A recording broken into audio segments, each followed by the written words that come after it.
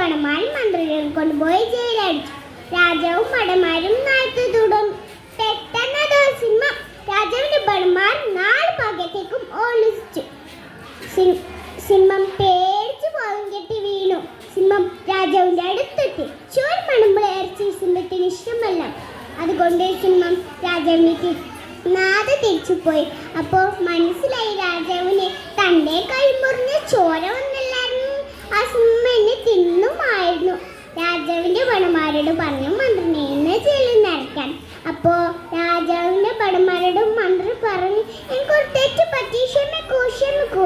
അപ്പോൾ മന്ത്രി പറഞ്ഞു, നിങ്ങൾ എന്നെ ജയിലടിച്ചില്ലായിരുന്നു. ആ സിംഹം എന്നെ തിന്നുമായിരുന്നു. എനിക്കാണെങ്കിൽ പലപ്പോഴും തരാറില്ല. എല്ലാവരും പൊടിച്ചു. അതിനുശേഷം രാജാവ് മന്ത്രിക്ക് ഒരുപാട് സമ്മാനം നൽകി. എല്ലാവർക്കും സന്തോഷമായി. കൂട്ടുകാരെ, ഈ കഥക്കൊരർത്ഥമുണ്ട്. ഈ ജീവിതത്തിൽ എന്ത് സംഭവിച്ചാലും അത് നല്ലതിന് വേണ്ടിയിട്ടാ താൻ കരുതണം.